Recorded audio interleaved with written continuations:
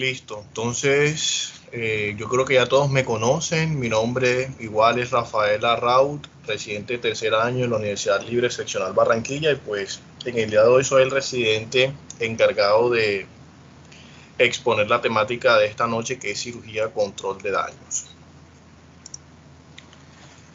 Bueno, en primera instancia traigo a colación esta diapositiva, no realmente porque va a ser, digámoslo así, mi contenido programático de esta charla, pero para los R1 y para los R2 y pues para todos los aquí presentes, defino estos 5 ítems para que queden bien delimitados, y creo que cerraré con broche de oro si entendemos a finalidad y a cabalidad los objetivos de esta estrategia terapéutica. En ese orden de ideas, quiero que en la noche de hoy nos vayamos claros con respecto a la definición conceptual de esta estrategia terapéutica, cómo a partir de un marco histórico se extrapola, digámoslo así, una aptitud bélica y es usado en nuestro entorno, en nuestra realidad, cuáles son las fases y los objetivos de esta estrategia como tal, cuál va a ser nuestra meta a seguir para cumplir nuestro propósito, que obviamente es eliminar o reducir la morbimortalidad de estos pacientes. Y por último traigo a colación, además de eso, unos artículos para debatir un poco. Entonces de antemano me disculpo por lo que les había comentado, y además de eso porque en la noche de hoy no tendremos técnica quirúrgica, y pues porque realmente es una exposición muy teórica como tal. Entrando un poco más en materia, iniciaremos hablando entonces un poco acerca de la epidemiología del trauma. Y tenemos que en términos generales, el trauma representa por lo menos la principal causa de muerte en las primeras 3 décadas de la vida.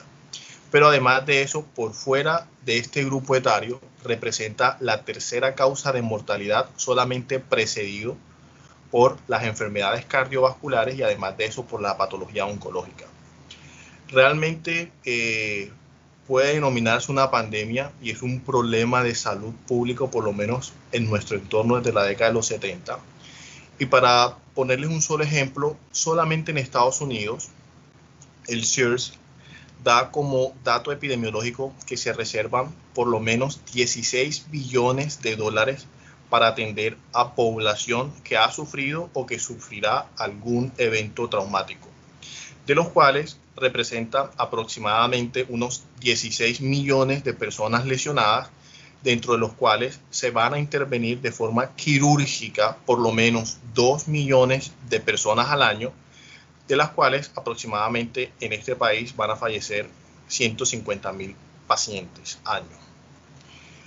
Es difícil en términos generales distribuir o generar o descifrar o dar en esta charla una cifra exacta de cuál es la mortalidad ofrecida por trauma, porque en esencia va a corresponder básicamente a una radiografía de una realidad sociocultural y además de eso económica de cada uno de los países. Por eso vamos a encontrar una distribución realmente heterogénea, pero no sé si afortunado o desafortunadamente para nosotros, vamos a encontrar una distribución muy alta en los países pobres o en vía de desarrollo, si se compara de pronto con los países desarrollados, por ejemplo, que mencionaré más adelante. Aquí en Colombia realmente no teníamos un dato exacto, si bien las cifras de mayor mortalidad por trauma fueron desencadenadas a partir de la década de los 70 hasta la década de los 90, y que afortunadamente en estos últimos 4 a 6 años ese índice de violencia expresado en la tasa de homicidio por cada 100.000 habitantes es relativamente muchísimo más baja si se compara con estos años, pero es aquí en donde entra en colación a partir del año 2002 el Observatorio de Violencia del Instituto Nacional de Medicina Legal y Ciencias Forenses, en donde a partir de un brazo de un boletín epidemiológico se encargan de generar o de crear una revista que es la revista Forensis, en donde año a año generan un dato un poco más fidedigno o un poco más confiable de la radiografía actual de lo que vive nuestro país como tal. Solamente para contextualizarlos en el tema, para el año 2002 se registraron 28.534 muertes al año, de los cuales representaba aproximadamente 78 muertes por día y más o menos un equivalente de 3 muertos por hora.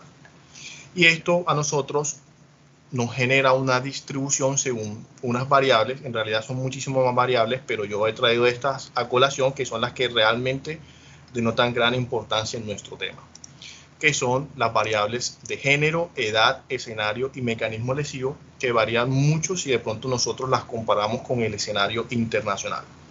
En términos generales, si nosotros tomamos la variable género, el 92% de los pacientes afectados con la mortalidad del trauma representa el género masculino, con una relación en Colombia de 12:1 si de pronto se compara con el género femenino, lo cual contrasta con la radiografía internacional, que esta relación es un poco más baja, una relación 3:1.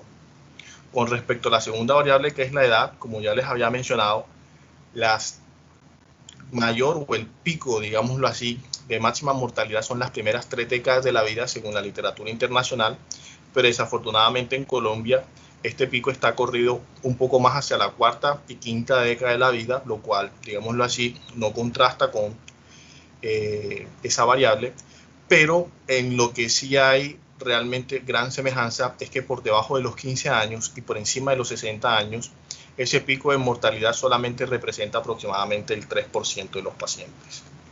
Con respecto a los escenarios, desafortunadamente la vía pública sigue siendo la número 1 con una presentación del 73%, seguido con terrenos baldíos o áreas rurales en un 18% y el lugar de residencia en un 9%.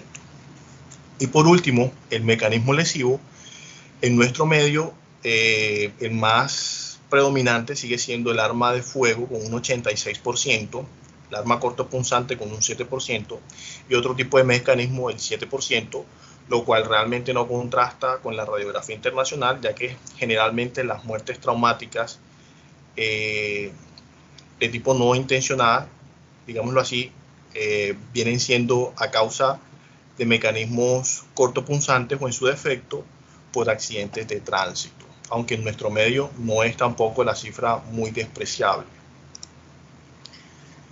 ¿Cómo está la tasa de homicidio en el país?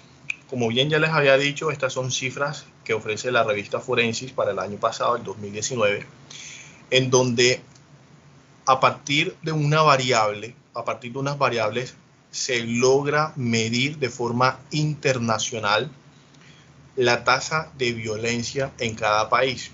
Y esa tasa de violencia se logra, como ya les había explicado, a partir de una fórmula aritmética en donde obtenemos una tasa de homicidio por cada 100.000 habitantes, lo cual posiciona en el mapa geopolíticamente hablando a nivel internacional a los países, lo cual genera, digámoslo así, un umbral permitido o sano, entre comillas, que vendría siendo los 10 casos por cada 100.000 habitantes año. Digamos que los países que están por debajo de ese umbral serían denominados países desarrollados o países culturalmente activos o fuertes, y los países que están por encima de este rango en el mapa geopolítico se consideran países peligrosos, obviamente, para la población internacional. Colombia, en promedio, mantiene actualmente una tasa, como ustedes podrán observar en el 2019, de una tasa de homicidio del 25.05%. Y si ustedes comparan esto con el contraste internacional, podrán observar que países en el mismo cono sur, como por ejemplo Chile, Ecuador o Argentina, van manejando una tasa de mortalidad del 7, 8, inclusive del 10 para Ecuador. Y en Estados Unidos, una tasa limítrofe con 10, y el país más bajo con respecto a esta tasa de letalidad es Japón, con 0.6 casos por cada 100.000 habitantes año. Y lo curioso para este país es que los pacientes desafortunadamente fallecen por lesiones autolesivas, por suicidio, más no por homicidio. En Colombia, como ya les había explicado, hacia la década de los 90 manejábamos tasas que inclusive estaban 8 veces por encima de ese límite admisible. Creo que en el año 92, según la revista Forensis, tuvimos la tasa más alta con 86 casos por cada 100.000 habitantes año, y a partir del 2010 hasta la fecha ha venido una reducción considerable de 34 hasta 25, observándose aparentemente una reducción un poco más marcada a partir del 2015, en donde pasamos de una tasa de 32 a 28 hasta los 25 que tenemos actualmente. Datos que aporta la revista Forensic para el año pasado: pacientes que fallecen por arma cortopunzante 2.700, artefactos explosivos 59 y arma de fuego 9.131 pacientes. Afortunada y desafortunadamente, Barranquilla y el Atlántico no figuran ni siquiera entre las primeras 5 y ni siquiera entre las primeras 10 ciudades o municipios o departamentos más violentos en Colombia. Y básicamente, si comparamos las ciudades, encontramos que Cali es la más violenta, con tasas de homicidio o con casos de 1.110 para el año pasado, seguido de Bogotá con 1.032 casos, Medellín luego con 579, Cartagena 181 y Bucaramanga 115. Entonces, bien, si nosotros definimos conceptualmente qué es la cirugía de control de daño, observaremos que en la literatura básicamente hacen referencia a una estrategia terapéutica novedosa o nueva relativamente hablando, que básicamente articulaba en esencia un brazo, pero que en la actualidad y con el advenimiento de nuevas técnicas y el entendimiento de la biología molecular del trauma, a partir del 2006 se le articula otro brazo, que es el manejo médico, además del quirúrgico, pero en la actualidad obedece, además de eso, a un tercer brazo, que mencionaremos de eso más adelante. Desafortunadamente, estos pacientes traumatizados, si nosotros revisamos el pico o la realidad o la etiología de la morbimortalidad, encontraremos que el 60% de los pacientes que sufren un evento lesivo aproximadamente van a morir en el lugar de los hechos, es decir, ni siquiera van a recibir una atención prehospitalaria o muy probablemente reciban una atención prehospitalaria. El 30% va a tener una muerte en las primeras horas al ingreso hospitalario, y el 10% restante durante la estancia hospitalaria, obedeciendo una curva bimodal en donde una parte va a fallecer a partir de la sepsis generada por el vertimiento del contenido de las cavidades afectadas, o en su defecto por una falla orgánica multisistémica, muy probablemente secundario a un proceso de hipoperfusión no resuelta, o en su defecto que fue resuelta pero genera un síndrome de isquemia reperfusión. La idea de esta estrategia es tratar de rescatar, por así decirlo, o tratar de salvar el 40% de los pacientes que afortunadamente llegan con algo de signos vitales o llegan con algo de sustrato fisiológico para poder trabajar. Pero en la actualidad encontraremos que autores hablan de una Zero Ground Zone, que es una zona cero, o una cirugía de control de daño remota, que hace más que todo la optimización de una serie de recursos para tratar de salvar o de minimizar la injuria del evento traumático en este 60% de los pacientes que reciben algún tipo de atención prehospitalaria. Entonces, de arranque, si revisamos el tema, vamos perdiendo prácticamente en un 50-60% de los pacientes que vamos a recibir, y a sumas penas podríamos salvar, teóricamente hablando, un 40%. Entonces, por eso es importante desde este punto de vista epidemiológico adoptar o conocer las estrategias de cirugía control de daños. ¿Cuáles son esos tres brazos? Un brazo netamente quirúrgico, que es el que nos concierne a nosotros, un brazo netamente médico conservador, que también nos concierne a nosotros, pero obviamente va en relación al manejo multidisciplinario desde el APH o el médico prehospitalario que realiza la atención y a la admisión de urgencia de ese paciente. Y obviamente el tercer componente o el tercer brazo que no es, digámoslo así, en relación con nosotros, pero hace referencia al grupo de paramédicos que recoge a ese paciente y que inicia el protocolo o la estrategia para tratar de condicionar o de llevar a una, digámoslo así, a una condición óptima ese paciente para una intervención quirúrgica, si se puede, pues adecuada. En términos generales, veíamos que anteriormente solamente se tenía el concepto de cirugía de control de daño al brazo quirúrgico. Y observamos, porque esta fue una estrategia que se utilizó a mediados de la Primera y Segunda Guerra Mundial, que los pacientes en donde solamente se priorizaba el concepto quirúrgico, el desenlace indiscutiblemente era la muerte. Posteriormente surgen el advenimiento de nuevas técnicas o el entendimiento, digámoslo así, de esta estrategia como tal, en donde observamos que se van aumentando o se van agregando estos brazos que yo les acabo de mencionar, y vemos cómo de forma ascendente, si nosotros utilizamos esas estrategias, pues obviamente vamos a tener mayor tasa, o vamos a tener más bien reducción de la tasa de morbimortalidad, y por ende eso se ve traducido a una mayor tasa de sobrevida en nuestros pacientes traumatizados. Entonces, digámoslo así, que la última columna o la última fila sería la estrategia que explicaríamos en el día de hoy, que son los 3 brazos, la cirugía de control de daño de acceso remoto, la cirugía de control de daño como tal y la resucitación de control de daño. Y cada una, digámoslo así, de estas fases o de estas etapas van a tener unas fases y unos objetivos. No me voy a detener mucho a hablar de la RDCR, que es la cirugía de control de daño remota, porque básicamente nosotros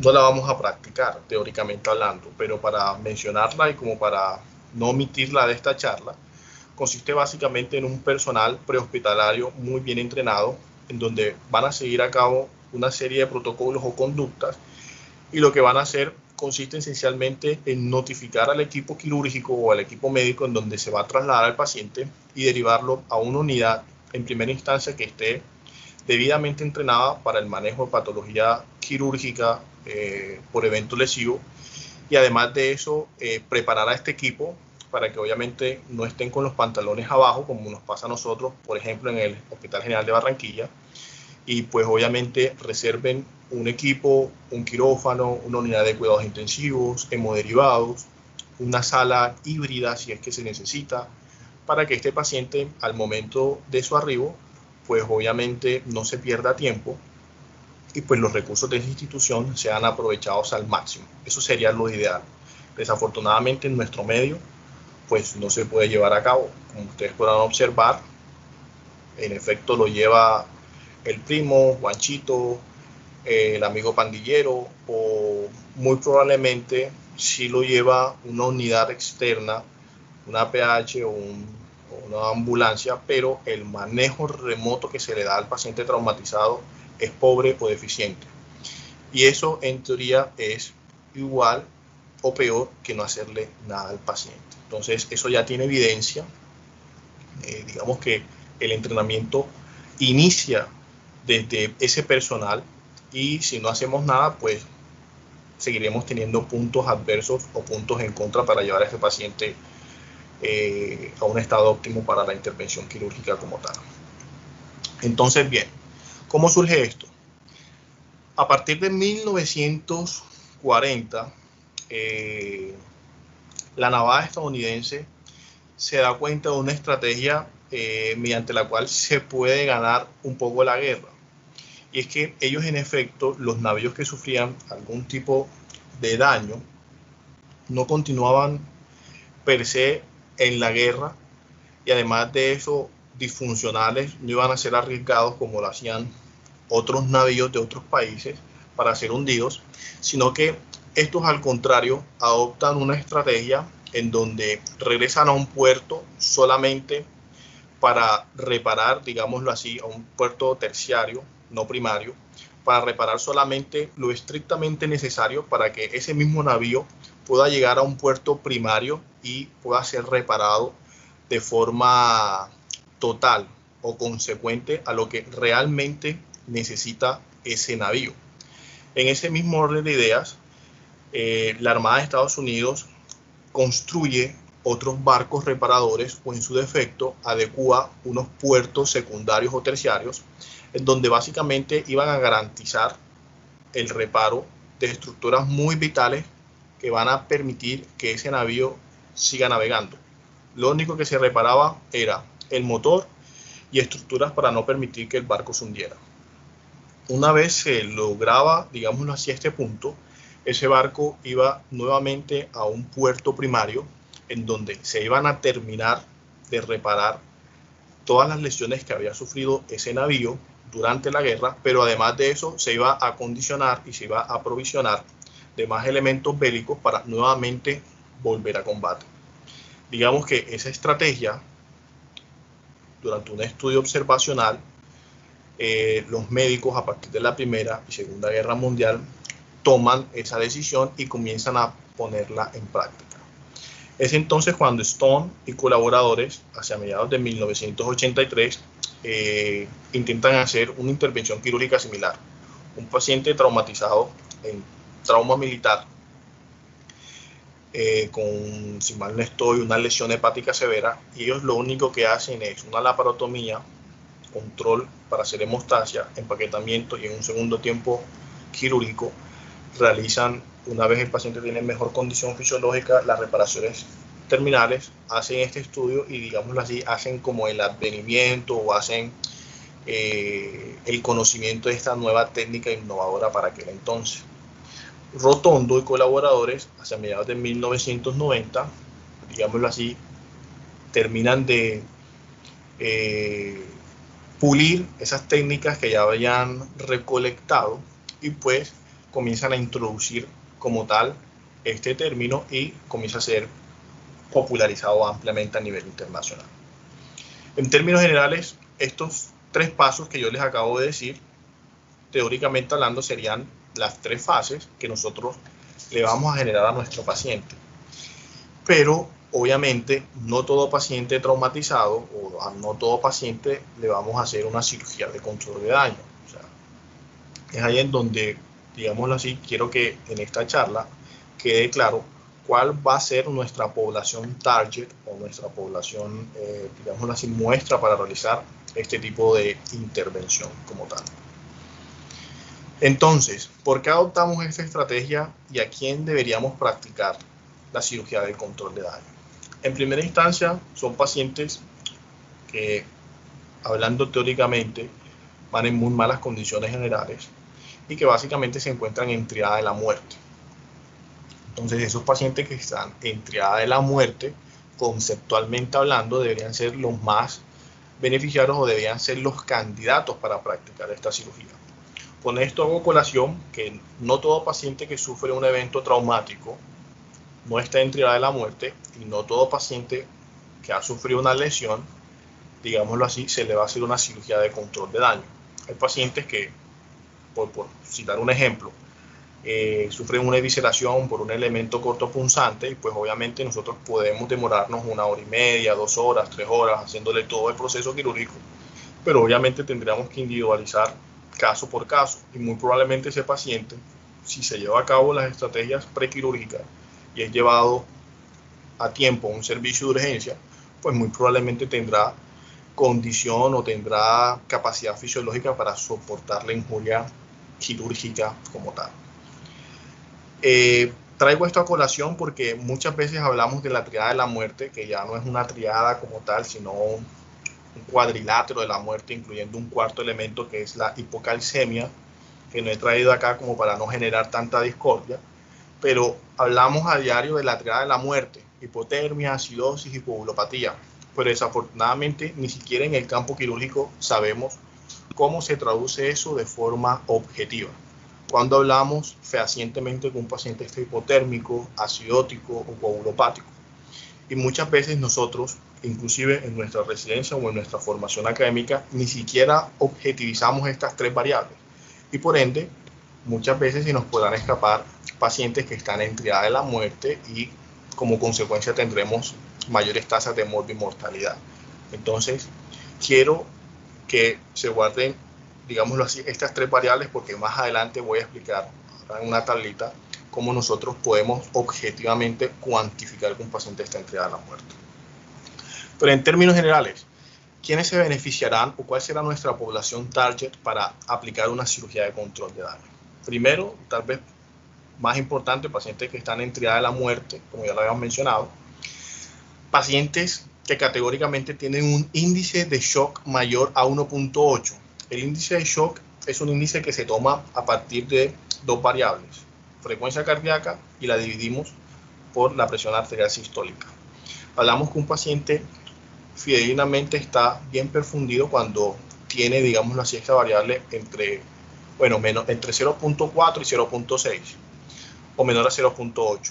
Pero ya hablamos que un paciente está sufriendo algún dato de hipoperfusión cuando el índice de shock está mayor a 1 y entre 1.2 y 1.6 ya hablamos de un índice de shock moderado, y por encima de 1.8 ya hablamos de un índice de shock severo. Hay estudios retrospectivos que han evaluado la relación que hay en un índice de shock mayor a 1.8 y la tasa de mortalidad está cercana del 30 al 50%. Entonces, con tasas de sensibilidad y especificidad de 73 y 93% respectivamente. Entonces es una variable que no nos cuesta mucho, que no aplicamos muchas veces y que nos ayudaría a tomar una conducta de una forma un poco más ágil, un poco más rápida. La otra variable es que tomemos el índice de severidad de trauma a nivel intraoperatorio que ha ofrecido la Asociación Americana de Cirugías de Trauma a todas las lesiones orgánicas que sean mayores, es decir, las grado 4 y las grado 5.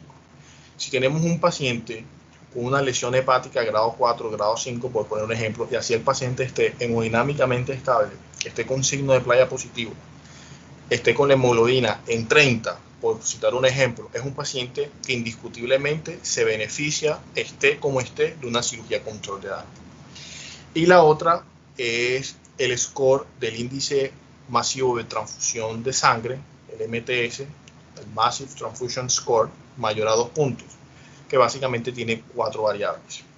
El mecanismo de lesión sea mayor, que el mecanismo de lesión sea penetrante, que tengamos una frecuencia cardíaca mayor a 120, que tengamos una EcoFast positiva y que tengamos alteración de índice de Glasgow. Si tenemos un puntaje mayor o igual a 2, muy probablemente ese paciente requerirá un protocolo de transfusión masiva y se beneficiará también de una cirugía de control de daño.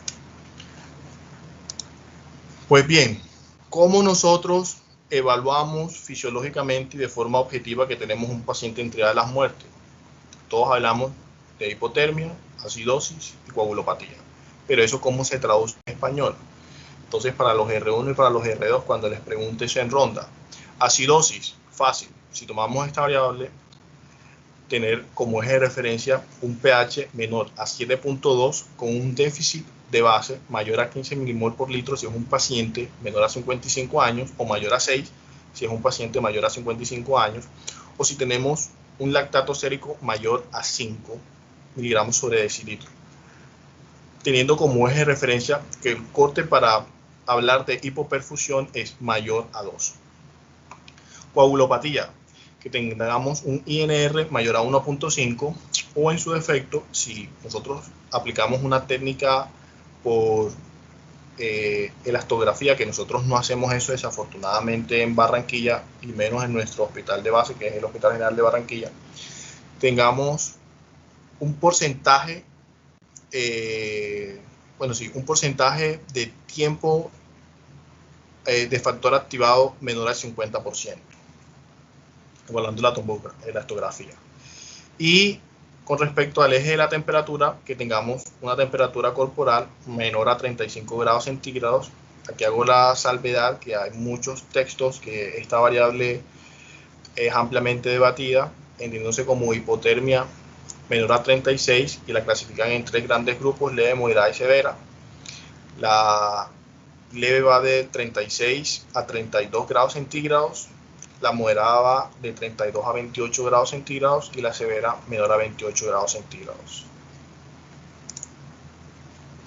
Entonces, en términos generales, los dos brazos que nosotros vamos a utilizar es la cirugía de control de daño y además de eso la resucitación de control de daños. Digámoslo así, cada brazo tiene 3 fases a su vez, pero digamos que los objetivos o las metas en términos generales son estos que medio voy a explicar.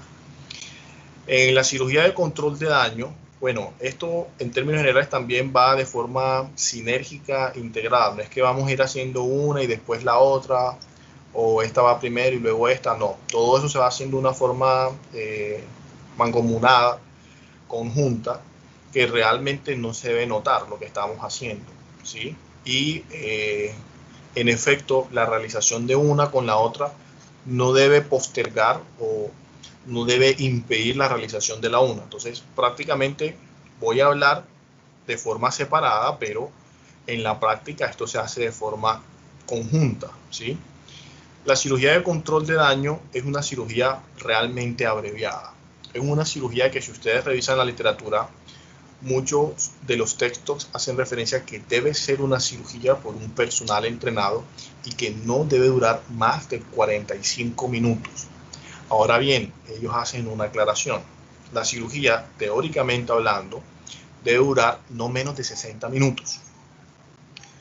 Tomando como eje de referencia los 40 o 45 minutos que les acabo de mencionar y unos 15 minutos extra como el partido de fútbol, siempre y cuando haya una aptitud terapéutica admisible por los dos servicios tratantes en ese momento, que vendrán siendo el cirujano y el anestesiólogo. Y todo va a depender, digámoslo así, de cómo está respondiendo el paciente a la misma intervención quirúrgica. Si en efecto es un paciente que nos vamos a demorar 10 minuticos más para terminar algo que muy probablemente le va a servir y que el paciente, en vez de bajar presión, está aumentando, viene bajando el gasto cardíaco, le repiten nuevamente una gasimetría y el panel, digámoslo así, metabólico está mejorando, pues será obviamente un paciente que se beneficiará del tiempo extra.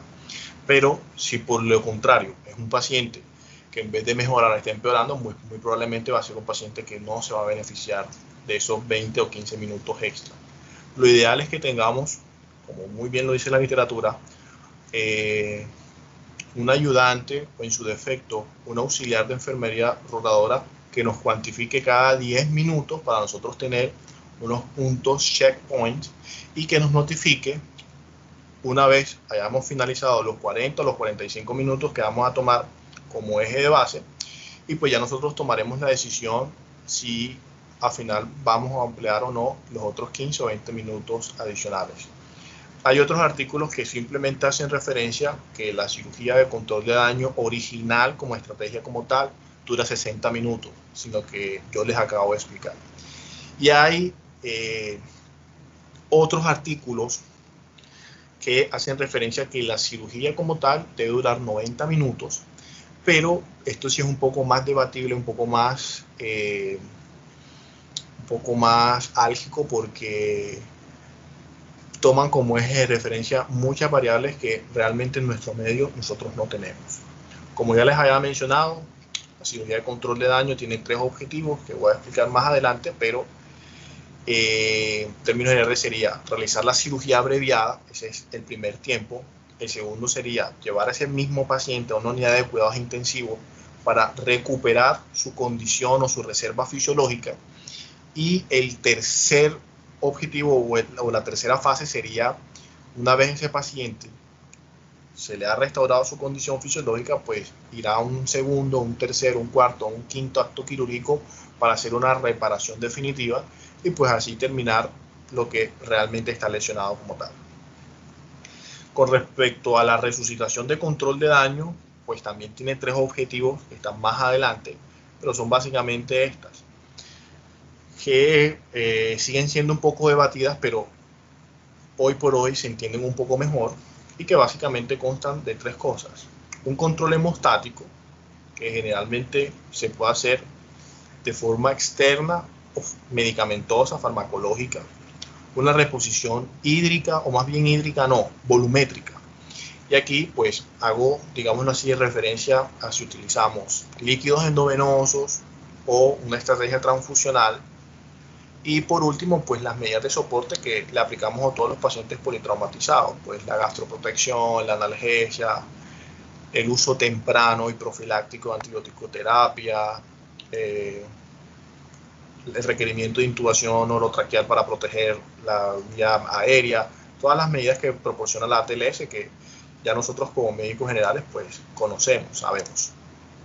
Entonces, bien, la estrategia de resucitación de control de daño, como ya les había dicho, tiene tres objetivos o tres fases. La primera y tal vez la más importante es limitar el uso de cristaloides, que aunque parece falso para los médicos generales e inclusive para nosotros los cirujanos, es una estrategia que hoy por hoy tiene mucho nivel de recomendación. Y ya hoy se habla tanto de limitar el uso de cristaloides que un paciente traumatizado no debe exceder la infusión o la administración inicial de los 1500 cc. Y una vez, digámoslo así, ha excedido esa indicación volumétrica, está indicado en la actualidad el uso de vasopresores. Digamos que limitar el uso de cristaloides, la evidencia nos muestra que reduce de forma significativa la tasa de morbimortalidad, reduce además de eso el requerimiento de más hemoderivados o de esquemas de transfusión masiva, disminuye el TIC, que es la coagulopatía inducida por trauma, disminuye además de eso la pérdida, como todos sabemos, de temperatura corporal, porque en nuestro medio nosotros no calentamos los cristaloides y no utilizamos tampoco medidas térmicas adecuadas.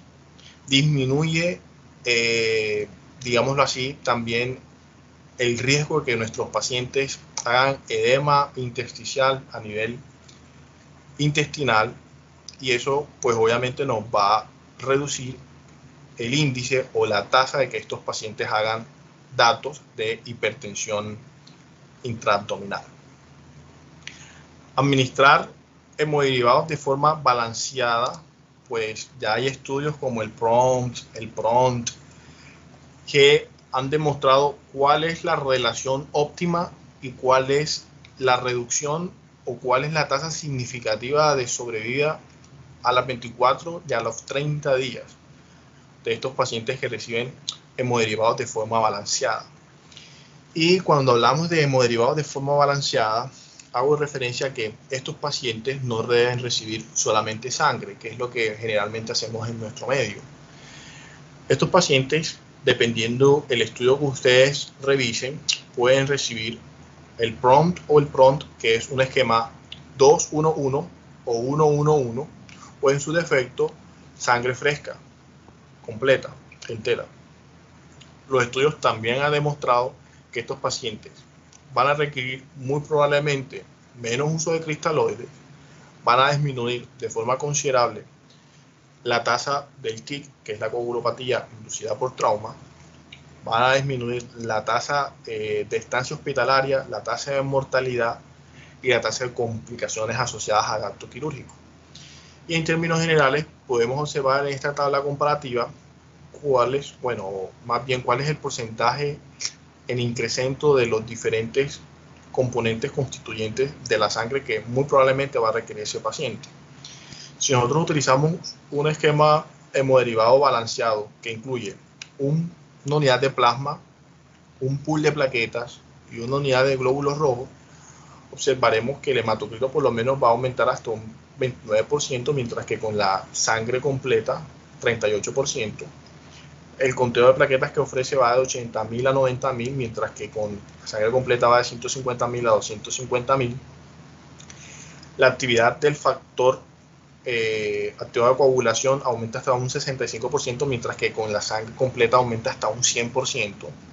El fibrinógeno hasta un 400 miligramos, mientras que con la sangre completa hasta 1000 miligramos, y el total de volumen que se aporta generalmente son 650 ml y 450 ml respectivamente. Ahora bien, ¿por qué hablo de administrar hemoderivados de una forma balanceada? Muchos de nosotros no sabemos, pero inicialmente solamente suministrar sangre, o sea, glóbulos rojos empaquetados, en una primera fase puede que nos aumente la perfusión, nos aumente los índices del hematocrito y nos aumente además de eso la concentración de hemoglobina. Pero nosotros en la práctica vemos cómo, a pesar de que estamos transfundiendo a estos pacientes con estos elementos, por lo menos en mi práctica como R1 o como R2, vemos que se nos sigue muriendo. Y es porque, para decirles tantos datos de los pocos recolectados o muchos, es que la sangre, los glóbulos rojos empaquetados, en primera instancia, van a hacer que las plaquetas en una primera fase sufran una redistribución hacia la periferia. Pero esto, pues, en la fase inicial va a ayudar a que haya, digamos así, un tapón o un coágulo adherente, pero al transfundir solamente glóbulos rojos, hacemos que aumente la presión intraluminal, se van a desencadenar, digamos así, unos procesos ahí fisiológicos que van a hacer que al aumentar esa presión intraluminal, pues obviamente removamos ese coágulo y que algunos componentes de la misma, del mismo glóbulos rojos empaquetados, como los citratos o las serinas, son altamente quelantes de calcio. Pues recordemos que nosotros vamos a requerir el calcio como cofactor o como activador no solamente de las plaquetas y de la polimerización de la fibrina, sino que también nos va a servir para activar el factor 10, 9, 5 y 2 de la coagulación. Entonces, eso lo contrarrestamos o lo podríamos contrarrestar haciendo medición estricta y continua del calcio sérico o el calcio iónico, administrar además de eso plasma y muy probablemente plaquetas. Ahora bien, surge un proceso que es el proceso de contusión plaquetaria y el proceso de isquemia-reperfusión, en donde, a pesar de que tenemos conteos normales de plaquetas, vemos que estas plaquetas no van a servir. Y es que el trauma no solamente va a afectar de forma macroscópica o de forma orgánica a nuestro paciente, sino también va a impactar de forma significativa la biología molecular. Y uno de eso es las plaquetas. Entonces, digamos que la indicación acá para administrar plaquetas no va en pro de esa misma indicación que nosotros tenemos del manejo médico, que es transfundir plaquetas si el recuento de plaquetas es menor a 50.000, sin sangrado, con factores de riesgo, o en su defecto si este mismo recuento está por debajo de 20.000. O sea, la literatura es clara y dice que muy probablemente, a pesar de que ese paciente tenga un conteo normal plaquetario, esas plaquetas no están trabajando de la forma más idónea y pues las plaquetas que vamos a administrar van a tener una vida media por lo menos de 72 a 48 horas, que va a ser el tiempo necesario o prudente para que este paciente pueda reponerse de su injuria. Y pues traigo eso a colación para que lo tengamos en cuenta y para que ahora en adelante, a forma de crítica constructiva, hagamos un modelo de reanimación hemoderivativa balanceada tipo 1-1-1 o en su defecto 2-1-1. ¿Cuál ha sido la diferencia con respecto a la literatura de cualquiera de estos dos modelos? Pues realmente no han tenido gran impacto. O sea, la tasa de sobrevida a las 24 y a los 30 días pues es prácticamente la misma, pero es ligeramente aumentada o a favor de la relación 1-1-1, y que además de eso estamos, digámoslo así, gastando menos recursos como tal. Y ya con respecto a la reanimación hipotensiva, que yo pienso que es un recurso que nosotros debemos apelar desde el arranque de nuestro paciente a la admisión al servicio de urgencias, es que debemos optar por esta estrategia. En la actualidad, ustedes en el paciente traumatizado y no traumatizado o críticamente enfermo podrán encontrar tres estrategias de administración de fluidoterapia. Vamos a encontrar una de tasa hídrica basal estable, que consiste básicamente en la administración de los líquidos endovenosos basales que nuestro paciente va a requerir, ¿cierto? De 3 a 5, 3 a 4 cc por kilo de peso. día. Vamos a encontrar otra que es el test terapéutico de Rivers, que consiste básicamente en administrar una infusión volumétrica guiada por unas metas que va de 3 a 5 cc kilo hora, pero básicamente la única evidencia que tiene son en los pacientes sépticos y en los pacientes con pancreatitis aguda, en los pacientes quemados severos. Y en ese mismo orden de ideas tendríamos el tercer esquema, que vendría siendo la reanimación hipotensiva, que consiste esencialmente en administrar alicuotas de 250 a 500 cc cada vez que obtengamos una meta crítica que ha sido modificada. ¿Cuáles son esas metas críticas a tener en cuenta? Uno, que el paciente no tenga alteración del estado del sensorio.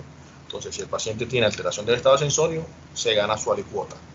Frecuencia cardíaca que esté por lo menos por debajo de 110, que tenga una frecuencia, que tenga una presión arterial sistólica por encima de 90 o una presión arterial media de 55 a 65, si no tiene neurotrauma. Si tiene neurotrauma, pues está contraindicado. Que tenga un gasto urinario de 1 cc por kilo hora, que en efecto el paciente tenga diuresis, que obviamente la tasa del lactato esté por debajo de 5, llevarlo a meta por debajo de 2, y pueden haber, digamos así, otros datos un poco más invasivos que no los hacemos en la práctica clínica como tal. De preferencia, si vamos a utilizar cristaloides, utilizar el lactato. Estudios han demostrado, como por ejemplo el estudio SAFE, que, bueno, y entre otros estudios, que por lo menos en la sepsis o en la coagulopatía inducida por trauma reduce de forma significativa los datos de SIRS, y pues teóricamente hablando no induce a tanta acidosis si de pronto se compara con la solución salina del 0.9%. Eso como para tener en cuenta. Entonces, bien, con respecto a la resucitación de control de daño, tenemos que estos van a ser otros pilares muy importantes. Hemostasia. ¿Y qué tenemos de hemostasia? O qué nos ofrece, o qué tenemos en el mercado, o qué tenemos en la literatura que sirve para lograr tener una hemostasia, que puede ser de forma farmacológica o puede ser una hemostasia externa a partir de dispositivos, que hablaremos de eso más adelante. Pues bien, digamos que el hemostático farmacológico más estable y con evidencia más robusta, sin duda alguna, es el ácido tranexámico. Y con eso he traído aquí a colación todos los estudios que hay. El CRASH-2, el MATTERS, el TAMPIT, el STAMP, el PATCH. Y a partir de todos estos estudios van a encontrar una dosis y una indicación. En términos generales, la dosis para el paciente traumatizado o el paciente que necesita una dosis hemostática farmacológica es 1 gramo bolo, y luego continuar con 1 gramo de infusión para 8 horas. Muchas veces no vamos a tener una bomba de infusión o no vamos a tener recursos para poder garantizar, digámoslo así, esta dosis, esta indicación precisa. Muy probablemente podremos utilizar o adoptar otras estrategias, como por ejemplo aplicar 1 gramo cada 8 horas, no más allá de 72 horas posterior al acto quirúrgico, ya que después de este tiempo, si nosotros no hemos, digámoslo así, logrado el objetivo, que es hacer hemostasia, muy probablemente no lo haremos, y el paciente no se beneficia, hay un efecto de hecho ya indeseable, ¿sí? La indicación es que el paciente, bueno, ha logrado disminuir, digámoslo así, la tasa de sangrado y de resangrado, y además de eso aumentar la tasa de sobrevida si el evento traumático o el evento hemorrágico se ha producido en las primeras 3 horas. Entonces, preguntar eso y tener eso muy en cuenta. Digamos que la ventana terapéutica para el ácido tranexámico son las 3 horas posterior al evento traumático. ¿Qué pasa? También eso se lo pregunto a los R1 y a veces a los R2, si el paciente es alérgico al ácido tranexámico, ¿qué hay en el mercado o qué podemos ofrecerle? O no hay ácido tranexámico, o el paciente es alérgico, o recordemos que el ácido tranexámico, teóricamente hablando, está contraindicado en pacientes hipertensos y pacientes cardiópatas. aunque en la práctica clínica, pues yo se lo he administrado a pacientes hipertensos y cardiópatas y me ha ido bien, no ha pasado nada afortunadamente. Entonces, tenemos que otro medicamento para hacer hemostasia farmacológica es el quercetor. Se utiliza mucho en la industria odontológica, pero si bien no tiene estudios muy robustos, pues vendría siendo como una segunda línea. El nombre comercial del quercetor, bueno, o el complejo activo, porque en realidad el quercetor es el nombre comercial, es la ciclonamida. Y también es un estabilizador y un inhibidor selectivo de aquellos elementos que van a eliminar el trombo, la furina. Y pues la dosis es muy similar al ácido tranexámico. Es 1 gramo de carga y se da 500 a 1 gramo cada 8 horas, no más allá de 5 días, de 3 a 5 días. Entonces, eso para que lo tengan en cuenta. Tenemos luego la hemostasia externa, que lo podemos hacer si son en extremidades con torniquetes. En la actualidad tenemos 2 tipos de torniquetes. Lo ideal sería aplicar torniquete neumático. Digámoslo así, lo que más evidencia tiene o los estudios un poco más controlados, pero desafortunadamente son implementos muy costosos. Bueno, se pueden verificar, pero altamente son efectivos, pero están limitados en nuestro medio y generalmente si están, se utilizan para cirugía electiva de procedimientos vasculares periféricos, no en el evento traumático. Pero encontramos que los torniquetes mecánicos o los torniquetes tipo garrote tienen muy buena acogida, se pueden hacer de forma artesanal, ya vienen, digámoslo así, prediseñados en el mercado y pues también tienen evidencia robusta, que pareciera que no. Hay un estudio, por ejemplo, del Baghdad Tourniquet Study en el 2003, en efecto, en la guerra de Bagdad por los estadounidenses, hicieron un estudio retrospectivo de 7 meses con una corte de 400 pacientes, los cuales de esos 400 pacientes aplicaron 323 torniquetes, tomando como eje de referencia un punto de corte de cuál era, digámoslo así, el límite admisible o permitido para que esa extremidad no sufriera algún tipo de lesión y observaran los beneficios versus las complicaciones. Y digamos así, el límite admisible eran 80 minutos. A 80 minutos los pacientes llegaban a un punto, a un centro quirúrgico con muy buena respuesta, con control del sangrado, no había lesión, digámoslo así, ni neuromuscular ni tendinosa, pero desafortunadamente si aumentábamos ese tiempo a los 80 minutos, más allá de tener un miembro ya comprometido, aumentábamos el riesgo de hacer un síndrome compartimental. Entonces las complicaciones iban a ser un poco más elevadas. Digamos que por eso el tiempo permitido o admitido es 80 minutos y se pueden hacer, si el paciente refiere datos de parestesia, incomodidad o datos isquémicos locales verificados por el personal médico, pues descomprimir, reposar o permitir, digámoslo así, tiempos de no colapso de 5 a 10 minutos y luego nuevamente aplicar el torniquete. Lo ideal sería verificar cuál es la presión óptima que se necesita para poder hacer hemostasia una vez se aplica el torniquete. Teóricamente hablando, ¿cómo se hace eso? Pues se hace una medición del segmento afectado y del contralateral, se mide la presión arterial sistólica y una vez se identifica la presión arterial sistólica, vamos a requerir por lo menos de 50 a 70 milímetros de mercurio para poder colapsar esa estructura. Entonces, siempre se empieza, digámoslo así, con la presión más baja y pues obviamente se va dosificando hasta la más alta, sino sin sobrepasar los 100 milímetros de mercurio por encima de la presión arterial sistólica obtenida en ese miembro. El torniquete, que es el que más utilizamos nosotros, el mecánico, va por lo menos 5 a 10 centímetros por encima de la lesión. Se aplica de la forma que yo les acabo de explicar y si observamos que no ha parado el sangrado, se puede hacer un segundo torniquete de 2 a 5 centímetros por encima del que nosotros hemos realizado. Lo ideal sería, como ya les había mencionado, verificar y administrar una dosis representada en milímetros de mercurio que en nuestro medio no se puede. La otra alternativa que proponen muchos textos es que tomemos el esfingomanómetro, o sea, teóricamente hablando, para tomar la presión, el manguito para tomar la presión y pues insuflamos, tomamos la presión, miramos la arteria sistólica y de ahí aumentamos y cerramos ese mango. Y ahí haríamos un torniquete neumático un poco más artesanal, por así decirlo. Los parches hemostáticos, pues, tienen, digámoslo así, evidencia también, pero más que todo en el ámbito bélico, en el ámbito militar, pues, en nuestro entorno no es que se consigan mucho. Los dos con más evidencia robusta es el MCOM clot y el Quit clot o el Z-médica, que no son más que derivados del chitosan o derivados zeolíticos que generan una reacción exotérmica una vez se ponen en contacto con la sangre y con algunos derivados de la misma.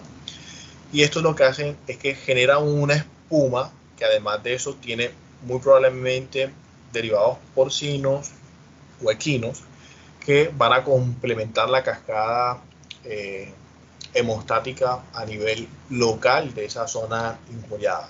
Entonces, tienen muy buena evidencia. Lo único maluco que leí en algunos artículos es que retirarlos posteriormente es, digámoslo así, un poco difícil y además de eso, pues, en algunos pacientes la reacción exotérmica puede ser un poco agresiva y pues eso puede incomodar al paciente. El resto, si se pueden aplicar, pues tienen buen nivel de recomendación y pues de hecho se usan en Estados Unidos y pues se podrían utilizar. Vienen en forma de parche, vienen en forma de espuma y vienen en forma como de esponja para aplicar, digámoslo así, en la zona afectada. Y ya por último, si hablamos de pronto de algún tipo de intervención, tendríamos el REBOA, que en español significa resucitación endovascular por oclusión con un balón a nivel de la aorta y consiste esencialmente en hacer una punción de la arteria ilíaca izquierda y por esa punción introducir un catéter, digamos así, una especie de catéter central, pero sí, como un catéter venoso, por así decirlo, que en la punta o en su extremo caudal tiene un balón que se insufla. Lo ideal y lo que recomienda la literatura es que todos en teoría deberíamos hacer el curso de Stop the Bleeding, y creo que lo más difícil que podría hacer un médico en urgencia y nosotros como cirujanos es practicar esta técnica. Y la literatura recomienda que se debe hacer un rastreo ecográfico porque muchas veces el paciente está exsanguinado y pues no vamos a encontrar la pulsabilidad de la ilíaca como tal y nos va a tocar por técnica anatómica y recordemos que la vamos a tener un poco más difícil por la deposición de la vena como tal, pero una vez se logra, digámoslo así, de forma un poco más fehaciente hacer la localización por el rastreo ecográfico, se realiza esto por técnica imagenológica e introducimos un catéter dependiendo de la zona en la que lo queramos dejar inserto. Es un catéter aproximadamente entre unos 33 en promedio 33 a 25 centímetros. Y entonces aquí van a surgir 3 zonas aórticas para tratar de hacer un bloqueo y hacer una redistribución de flujo central, más que todo a los órganos blancos, que son los que nos interesan, que vendrá siendo ilio pulmonar, corazón y cerebro, ¿sí? Generalmente el bloqueo siempre se hace en la zona 2. Las zonas van, como ustedes podrán observar en la gráfica, desde el callado de la aorta o desde la subclavia izquierda hasta el límite superior, hasta el límite inferior, el tronco celíaco.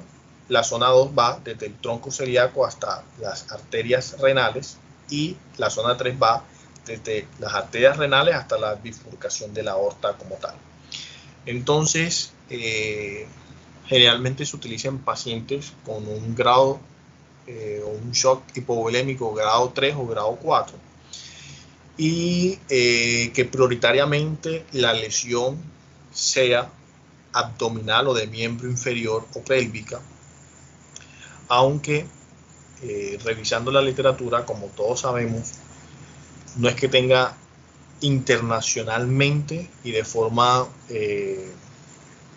digámoslo así, aceptada el trauma penetrante torácico como tal, porque estaría indicado la toracotomía de resucitación o la toracotomía en el departamento de emergencia, lo cual no desplaza y no, digámoslo así, es superior con respecto a tasas de morbimortalidad que el REBOA, pero aquí en Colombia hay un estudio aparentemente robusto de la Universidad de Cali, de la Universidad del Valle, en donde ellos han utilizado el REBOA para trauma penetrante torácico sin requerimiento o sin necesidad como primera instancia de una toracotomía de emergencia o de resucitación, y pues a esa corte de pacientes, si bien es muy pequeña, les ha ido muy bien, y pues eso lo han presentado de hecho en congresos internacionales, y pues está en el ojo del huracán para ver si es reproducido en otras partes y mirar la viabilidad de esta técnica como tal. Entonces, como ya les había mencionado, yo creo que en mi red hay una, si mal no estoy, el profe Pesano una vez me comentó que está en Adelita de Char, pero nos faltaría, teóricamente hablando, hacer el curso para el rastreo ecográfico, y pues a título personal yo no he practicado mucho la inserción de catéter venoso femoral, por ejemplo. El único que he visto y que puedo dar fe de eso es Gabriel, pero sería una muy buena opción para nosotros aplicar desde el servicio de urgencia, y pues empezar también crítica constructiva como escuela, implementar esta técnica y mirar a ver en nuestra casuística cómo nos va. Sí sería una muy buena alternativa, y de hecho está contemplado en el programa de Stop the Bleeding. Y por último, pues el control temprano de la hipotermia. Pues todos sabemos que hay medidas muy básicas, como por ejemplo calentar los líquidos endovenosos, que no lo hacemos desafortunadamente, administrar de forma temprana hemoderivados, especialmente glóbulos rojos empaquetados, que tampoco lo hacemos de forma temprana, pues claro está, o simplemente colocar una manta térmica. No la traje aquí a colación, pero en español, o para que ustedes me entiendan, es básicamente una sábana grande de papel aluminio. Literal, eso es una manta térmica. O se puede utilizar también esas mantas térmicas que son un poco más costosas, que son las que utilizan los anestesiólogos, pues las he visto en las clínicas Púpita acá de Barranquilla, pero digamos que no sería muy costo efectivo en nuestro medio, ¿no? Y pues las estrategias de soporte que ya todos conocemos: gastroprotección temprana, recordar que todos los pacientes son a estómago lleno, iniciar un esquema de antibiótico-terapia temprano de amplio espectro, cubriendo pues obviamente la flora que está afectada en la cavidad lesionada, reservar la unidad de cuidados intensivos, tomar las imágenes que sean necesarias, que sean pertinentes, no retrasar obviamente o no delirar lo que se le tenga que hacer al paciente. Y pues otro factor que también lo menciona la literatura, de que nosotros no hacemos, no porque no queramos, sino por cuestión de tiempo, es explicarle todo a los pacientes, ¿no? A los familiares, al núcleo que lo acompaña. Entonces, la cirugía de control de daño tiene tres fases. Una fase de una cirugía abreviada para el control de la lesión, una segunda fase que es la resucitación o la restauración de la condición fisiológica en la unidad de cuidados intensivos, y la tercera fase que es una reintervención para reparar lo que está lesionado de forma ya terminal o de forma definitiva. Entonces, la primera fase, que es la cirugía abreviada, tiene como objetivo tres cosas fundamentales. Una vez se cumplen estas tres cosas, la cirugía ha terminado, no hay que hacer más nada. En orden de prioridades, el primer objetivo es cumplir con una buena hemostasia. El paciente está sangrando, vamos al grano, vamos a parar el sangrado. ¿Cómo paramos el sangrado? Va a depender del método y del control vascular que nosotros queramos utilizar. Del método, este método puede ser de forma directa o de forma indirecta. Es decir, directa, vamos a utilizar mecanismos para poder parar ese sangrado: ligadura, sutura, grapa mecánica, el reboa temporalmente, yo qué sé. E indirectos, pues que hagamos presión extrínseca, como hacemos en el empaquetamiento, por ejemplo, hepático o en el esplénico, o simplemente coloquemos algún tipo de hemostático, el farmacológico, como hacemos con el esponjután, yo qué sé, pues todo lo que utilizamos como hemostático. Esos serían los indirectos. El control vascular puede ser radical o conservador. Radical es que optamos por, digámoslo así, hacer el control de ese sangrado sin importar qué le pasa al paciente. Ligamos, por ejemplo, una estructura que no deberíamos ligar, pero es eso o que el paciente se muera. O conservador es que muy probablemente hacemos un control o permitimos la continuidad, digámoslo así, de ese afluente sanguíneo mediante un procedimiento temporal o transitorio. El caso es hacer un bypass o colocar un shunt, por ejemplo. Entonces, ¿qué tiene evidencia? Métodos, preferiblemente utilizar métodos directos, ¿no? Utilizar sutura, rafia, grapadora, clips vasculares, que los métodos indirectos, pero obviamente dependiendo del trauma, la localización, la estructura, pues esto va a ser variable, pero sin lugar a alguna, mayor evidencia los métodos directos. Y con respecto al control vascular, siempre se va a preferir el conservador.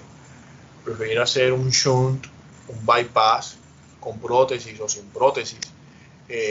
Pero digamos que eso en nuestro medio es un poco complejo porque sí, muy probablemente podremos hacer un shunt con una sonda Nelaton, ligar los dos extremos con seda y el paciente tendría 24 horas para ser reintervenido por un cirujano vascular, pero muchas veces eso no se lleva a cabo. Ese shunt se tapa, digámoslo así, se trombosa y pues puede generar más problemas que beneficios. Entonces, digamos que en nuestro medio, pues esto sería un poco debatible. Aerostasia es básicamente reparar o restaurar la continuidad de la vía aérea primaria, tráquea, la bifurcación de la tráquea y los bronquios primarios, para obviamente garantizar un buen estado de oxigenación y que este paciente no entre, digámoslo así, en hipoxia o en anoxia. Entonces, el paciente tiene sangrado, pero además de eso tiene una lesión en la tráquea, pues una vez hacemos la reparación o hacemos hemostasia, vamos y reparamos además de eso o permitimos que haya continuidad de la vía aérea, pues obviamente para garantizar que el paciente tenga adecuada saturación, ¿no? Y por último, la coprostasia. La coprostasia va a tener un solo paso, que es el control de la contaminación peritoneal y tratar de contener su vertimiento. Más nada. El paciente tiene un poco de orificios o tiene múltiples lesiones a nivel intestinal o gástrica, pues eso simplemente se sutura o simplemente con una aisladilla, cabo proximal, cabo distal, o con una grapa mecánica se cierran ambos extremos, se limpia la cavidad, ¿sí? Se limpia la cavidad y evaluamos inicialmente los otros focos de vertimiento. Si hemos logrado estos tres pasos, la cirugía ha terminado. Y por último, que es muy enfática la literatura y que lo traigo acá como punto B, está contraindicado la restauración del tránsito intestinal. Eso incluye hacer anastomosis o en su defecto hacer estomas intestinales, ¿sí? Entonces lo que les dije es simplemente pasar hiladilla al cabo proximal o distal donde se encuentran las lesiones. En Estados Unidos lo que hacen es grapa mecánica, lavan la cavidad, quitan todos los restos del vertimiento que está localizado en la cavidad peritoneal y luego que se han completado estos tres pasos, se cierra el paciente mediante una técnica de cierre temporal abdominal y pasa a unidad de cuidados intensivos. ¿Por qué no se deben confeccionar anastomosis o no se deben confeccionar estomas? Pues recordemos que el simple hecho de tener un paciente con una cirugía de urgencia, con un shock hipovolémico, con una peritonitis fecal localizada o generalizada, que requiera esquema de vasopresor, que requiera un esquema de fluidoterapia agresiva, que genere muy probablemente edema intestinal, que muy probablemente genere un síndrome abdominal compartimental, solamente por mencionarle esas pequeñeces. Ahí tenemos predictores de fuga nasomótica. Muy probablemente ese paciente, así hagamos la mejor técnica, el mejor cirujano, la mejor institución, vamos a tener una fuga garantizada. Entonces, lo ideal es tener un poco de paciencia, mandar a ese paciente, restaurarle su condición fisiológica en un segundo, tercer, cuarto, quinto acto quirúrgico, pues hacerle lo que el paciente requiera. Vamos a encontrar que ese paciente va a una unidad de cuidados intensivos, esa es la segunda fase, y vamos a encontrar que el internista, el intensivista siempre nos va a decir, metan al paciente, que el paciente no está mejorando, el paciente está maluco, el paciente está así, está asado. Nosotros tenemos que tener en cuenta unos parámetros fisiológicos para decir, hombre, este paciente se puede llevar a cirugía sin ningún problema. Hombre, este paciente hay que hacerle limitación del esfuerzo terapéutico porque el paciente está mal. Y no meter a los pacientes así como a la ligera, que muchas veces nos hacemos presionados por el servicio de cuidado intensivo, pero es porque desconocemos esto, ¿sí? Entonces, aquí traigo a colación estas variables, pacientes con y sin neurotrauma. A nosotros preferiblemente nos interesa el paciente sin neurotrauma, que es la primera columna. Presión arterial, antes de la hemostasia, que tenga por lo menos la sistólica entre 80 y 100, con una presión arterial media de 65. Con eso, el paciente tendrá indicación para llevar a cirugía. Hemoglobina, una meta por lo menos mínima de 7 a 9. Si puede ser más, muchísimo mejor. Un INR que esté por debajo de los 2. El conteo de plaquetas que esté por encima de 50.000. El calcio que esté por encima de 10 milimoles por decilitro. Fibrinógeno que esté entre 150 a 200. Obviamente tener un pH por encima de 7,2 y que la temperatura esté por encima de 36. Si tenemos un paciente con marcadores por debajo de estos parámetros que les acabo de mencionar, pues será un paciente que lo que le haremos será mucho más daño que beneficio. Y traigo aquí también a colación esta gráfica del debate, porque muchas veces pasa eso, que cuando idealmente nosotros hacemos una reintervención programada después de una cirugía de control de daño, 24, 48, 72 horas. Pues vamos a encontrar profes que dicen, no, que por qué a las 72 horas, o por qué 24 horas, o por qué 48. En resumidas cuentas, lo que dice la literatura es que si usted a las 6, 4, 2, 1 hora restablece la condición fisiológica por encima de estos parámetros que yo les acabo de mencionar, pues muy probablemente ese paciente usted lo podrá llevar sin ningún problema. No tendrá ninguna contraindicación. Un paciente herido y a las 8 horas usted ha mejorado todo su perfil, usted lo puede llevar a un segundo acto quirúrgico sin ningún problema. Pero si usted no ha conseguido esto o el paciente está con metas cercanas y han pasado por lo menos de 24 a 48 horas, lo considerable es que usted en este tiempo lo meta 48 horas para ver si de pronto en efecto este paciente no tenga algunas lesiones inadvertidas, que muy probablemente pasa eso, pero además de eso disminuyamos los datos de morbilidad y de mortalidad que están ya descritas en la literatura, ¿sí?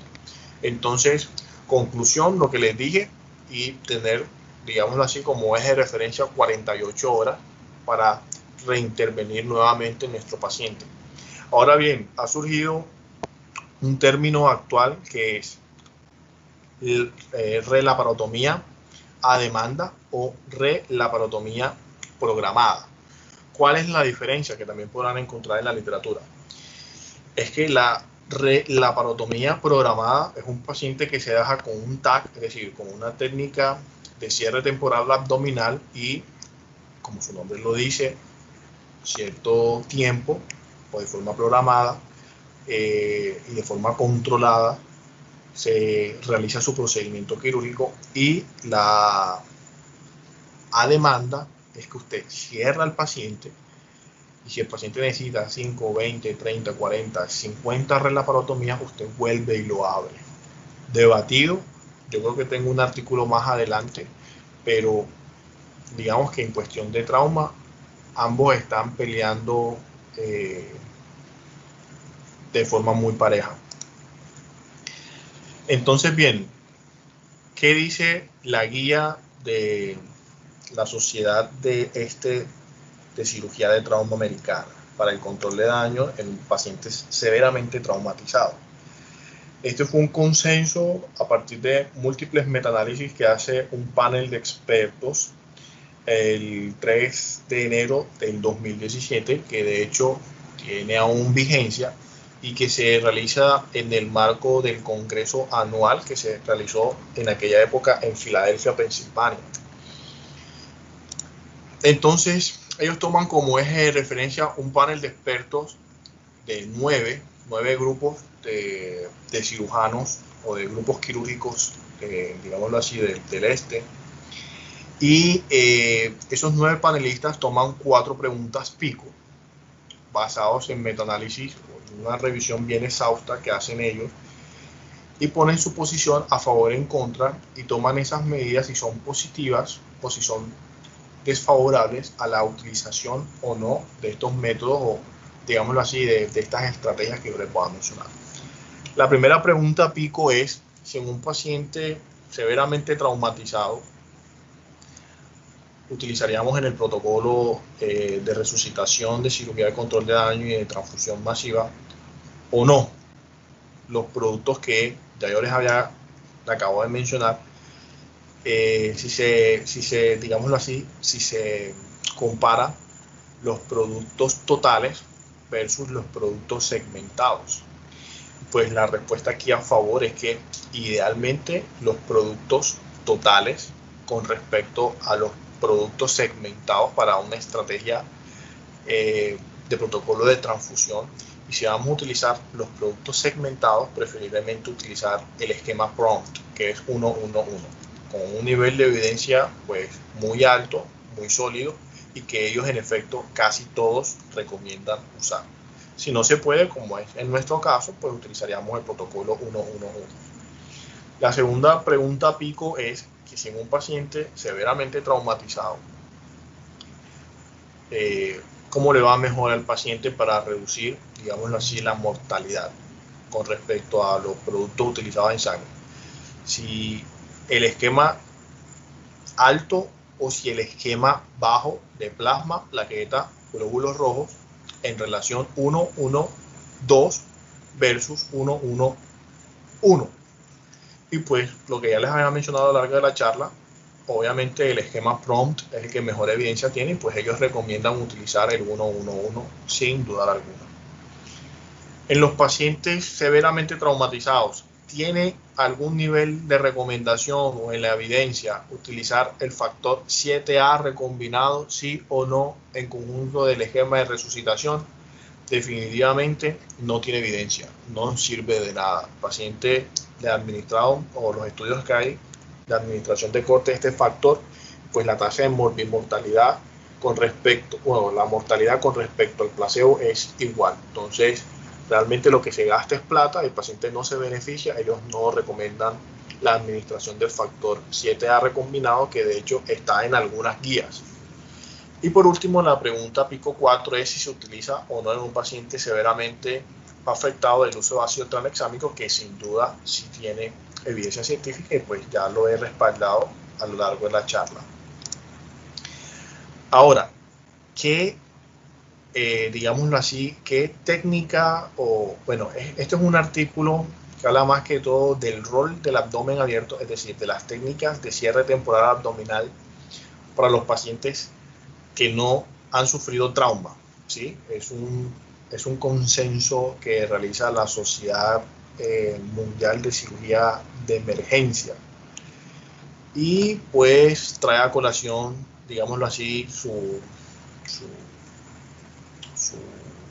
fiel posición, y es que el abdomen abierto solamente está indicado en 3 tipos de pacientes, bueno, en 5 en realidad, excluyendo la cirugía de control de daño, ¿no? Que obviamente la cirugía de control de daño no solamente se estaba utilizando en pacientes traumatizados, sino también pacientes críticamente enfermos, especialmente con sepsis de foco de partida abdominal.